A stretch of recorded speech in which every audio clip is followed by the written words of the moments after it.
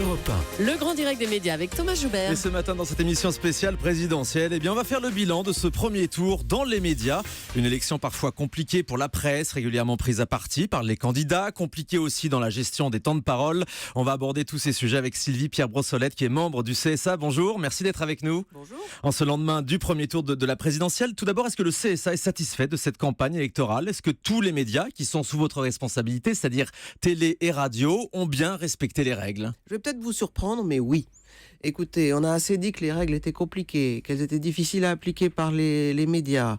Des règles que, je rappelle, au passage, sont établies par la loi. Nous ne faisons qu'appliquer les règles de la loi et toutes les critiques sur ces règles du CSA sont vraiment décevantes et injustifiées puisque c'est la loi qui nous impose ces règles. Elles ont été très bien suivies. On peut quand même s'interroger sur ces règles qui sont peut-être un petit peu dépassées aujourd'hui. Non, mais ces règles, il fallait peut-être s'interroger dessus pendant le débat parlementaire quand elles ont été raffinées et instituées par la loi organique.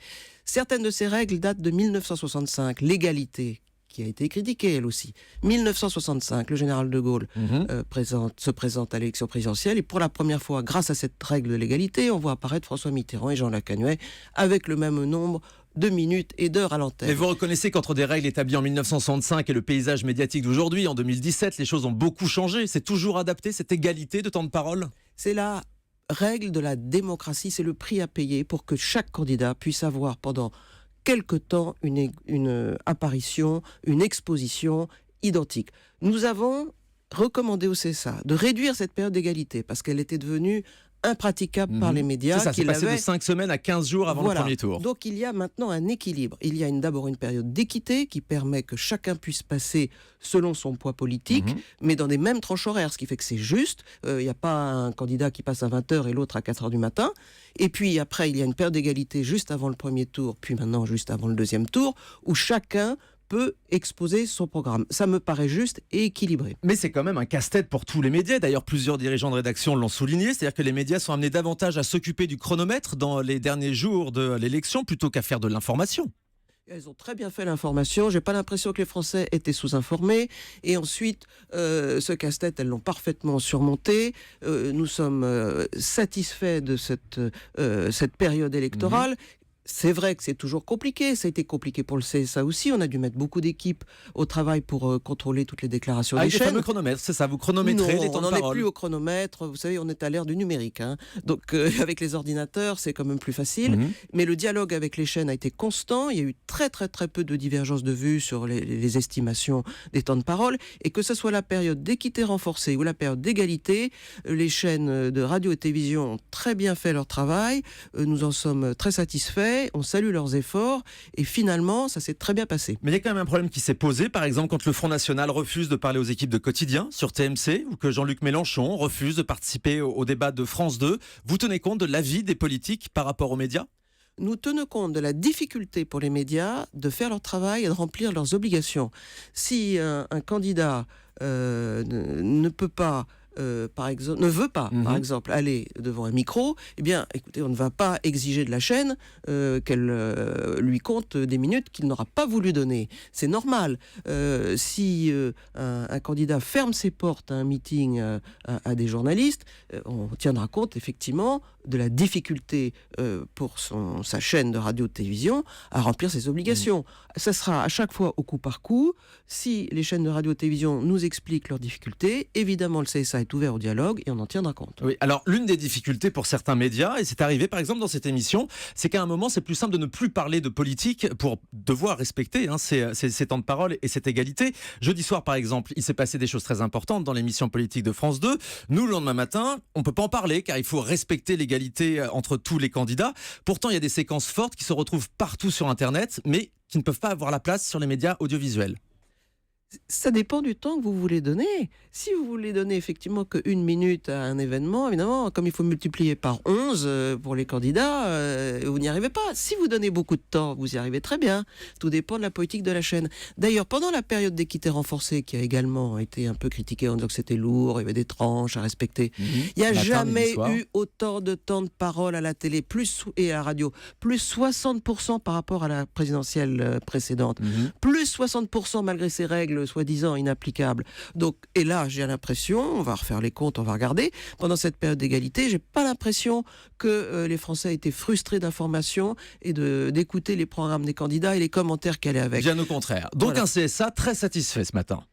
Je ne peux pas dire qu'il y a eu de gros problèmes insurmontables et je pense que ces règles, qui une fois de plus sont celles que la loi a instituées, ont été bien appliquées et pour le bénéfice des citoyens en premier. Le Front National a-t-il été bien traité par les médias dans cette campagne présidentielle ? Tout à fait normalement. Il y a eu des temps de parole qui ont été publiés, puisque nous avons fait cet effort demandé par la loi, chaque semaine de publier tous les temps de parole, soutien, commentaires, temps de parole total. C'était la plus grande transparence. Chacun pouvait consulter où il en était et personne n'a protesté. Y compris dans Quotidien, par exemple, où il y a des prises de position assez claires contre le Front National. On est dans le cadre d'une émission engagée ? La parole est libre, la liberté éditoriale est toujours respectée par nous. Il y a tout de même une règle qui est d'équilibrer les commentaires. On ne comptait pas les commentaires explicitement défavorable pour un candidat dans son compte, ça c'est normal. Pour le reste, on comptait, et je vous dis, il n'y a eu aucune contestation, ni dans les médias, ni de la part des Donc candidats. tous les candidats ont été traités de la même manière selon vous ? Il me semble. Pour l'instant, en tout cas, personne n'a protesté. Et quand certains disent que Emmanuel Macron était le candidat des médias, Marine Le Pen a par exemple reproché à BFM TV de faire campagne pour lui, en raison notamment de sa proximité supposée avec le propriétaire de BFM TV, Patrick Drahi. C'est quelque chose que vous avez observé ou on est dans du pur fantasme ? C'est du pur fantasme. On a regardé les comptes. Monsieur Macron était plutôt plus mal traité que les autres à ce moment-là. Vous savez, c'est plusieurs semaines sur lesquelles il faut juger d'une obligation. À la fin, les obligations étaient parfaitement respectées et au moment des pires attaques, il n'était même pas celui qui avait le plus de temps. Donc c'était n'importe quoi et c'est d'où l'utilité de publier tous ces temps de parole, de faire ce travail de recueil qui est quelquefois lourd, une fois de plus, mais qui est formidable pour empêcher justement ce genre d'attaque injuste. Alors parmi les règles qui sont toujours en vigueur, il y a le respect de ne pas donner de sondage entre le vendredi minuit et le dimanche soir 20h. Et pourtant, on a encore vu hier soir les médias étrangers, particulièrement en Belgique et en Suisse, qui ont annoncé l'affiche du second tour Emmanuel Macron, Marine Le Pen dès 19h. Et puis c'était partout sur Internet. La RTBF a commencé à commenter les résultats pendant qu'en France, les médias étaient muselés jusqu'à 20h. Cette règle-là, donc, elle n'est pas dépassée selon vous ? Nous avions proposé au CSA de permettre des sondages jusque samedi midi, mais après qu'il y ait une période où tout se calme, ça nous avait paru aussi nécessaire. Les pratiques sont différentes selon les pays. Il y a des pays qui connaissent les sondages au fur et à mesure du vote même. Bon, tout se discute. En revanche, les sondages qui ont circulé hier ne pouvaient pas provenir de bulletins dépouillés. Ce ne pouvaient être que des sorties des urnes ou des enquêtes qui sont, d'après les sondeurs eux-mêmes, très peu fiables. Il se trouve que c'est bien tombé, ils ne sont pas arrivés très loin du résultat final. Mais les seuls sondages sérieux, d'après les sondeurs, c'est sur bulletins dépouillés et ça ne pouvait se faire qu'à partir de 19h. Mais donc vous nous le redites, le CSA ne peut rien faire contre des médias étrangers forcément, et encore plus avec Internet, où là il n'y a plus de frontières. Non, mais on le sait, notre mission, c'est de réguler les grands médias. Et je voudrais, à cet égard, rappeler que ce sont quand même dans les grands médias traditionnels que se sont passés tous les grands rendez-vous de cette campagne. Jamais à la télévision, il n'y a eu autant d'auditeurs pour écouter les débats, que ce soit à la primaire, puis après pendant la campagne. C'est une grande réussite des médias traditionnels. C'est très bien qu'Internet existe et les réseaux sociaux, mais de même que la radio n'a pas chassé les journaux, la télévision n'a pas chassé la radio, Internet n'a pas chassé la télé, et au contraire, la télévision a rempli un rôle citoyen formidable pendant cette campagne. Jusqu'à 20 millions de Français hier soir branchés sur les chaînes de télévision traditionnelles pour découvrir les résultats. Je voulais aussi qu'on revienne sur l'organisation de la soirée politique de France 2 jeudi dernier, 3 jours avant le premier tour, qui a été quand même un gros casse-tête pour France Télévisions. Le CSA a même dû frapper du poing sur la table pour exiger que Jean-Luc Mélenchon y participe. Quelles ont été les discussions à ce moment-là ? Non. Nous n'avons exigé rien du tout. Nous avons, dans un premier temps, fait remarquer que le choix de la date, qui était la veille de la période de réserve,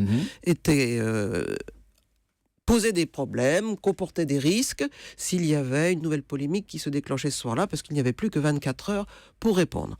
Et puis après, nous avons dit, il y a un moment, il faut qu'on sache qui vient ou qui vient pas. Mais on n'a pas dit qu'il fallait que M. Mélenchon vienne à tout prix. Mais c'est dans ce sens-là où je dis que c'est ça a quand même frappé du poing sur la table. Non. On a dit qu'il y a un moment pour que l'éventuelle correction de temps de parole puisse s'effectuer avant le débat. Non, si chacun était libre d'y aller ou pas. France Télévisions était libre d'inviter qui il voulait. Simplement, il y a un moment où il fallait, pour que l'obligation d'égalité de temps de parole puisse se réaliser, qu'on sache quelques jours avant le débat qui y allait, qui y allait pas, pour qu'il puisse y avoir une compensation avant. Entre les deux tours, maintenant, que va-t-il se passer? On repart dans une égalité stricte des temps de parole entre Emmanuel Macron et Marine Le Pen? Ça, c'est beaucoup plus facile. Ils sont plus que deux, et ils sont deux qui intéressent beaucoup de monde. Donc, je pense qu'il n'y aura aucun problème dans cette deuxième phase, généralement. Et il va y avoir un débat le 3 mai prochain entre ces deux candidats, ces deux finalistes. Quelles sont vos recommandations pour ce débat d'entre-deux tours de la part du CSA? Nous, c'est que l'égalité du temps de parole soit absolument respectée. D'ailleurs, nous sommes co-organisateurs de ce débat. Traditionnellement, le CSA est un peu l'arbitre, le facilitateur de ce débat du deuxième tour. Nous recevons les représentants des partis et ceux des chaînes pour être les témoins de leur accord, vous savez, sur quelles conditions, quel plan de coupe, combien de minutes chacun, quel réalisateur, enfin tout ce genre de détails. Ça va être un petit peu plus moderne que les élections précédentes. On était encore dans ce débat très traditionnel avec deux candidats, pas de plan de coupe, vous le dites, sur les candidats adverses. Je ne sais pas, nous allons en discuter, nous commençons à en discuter demain avec les intéressés. Alors, le débat il sera diffusé uniquement sur TF1 et sur France 2. BFM TV réclame d'y participer. Ils ont fait appel au CSA? Ils nous ont écrit en faisant part de leur intention d'en être, mais ça ne nous regarde pas. Ce sont les chaînes qui décident entre elles, avec les candidats, qui doit interviewer qui et qui doit être dans le coup. En tout cas, TF1 et France 2 ont promis d'ouvrir le signal à toutes les chaînes d'infos. C'est une bonne chose? C'est une très bonne chose, ça permet à chacun d'avoir le plus de médias possible pour pouvoir se faire son idée. Merci beaucoup Sylvie Pierre Brossolette pour ce vous. point complet sur le bilan de cette campagne présidentielle dans les médias.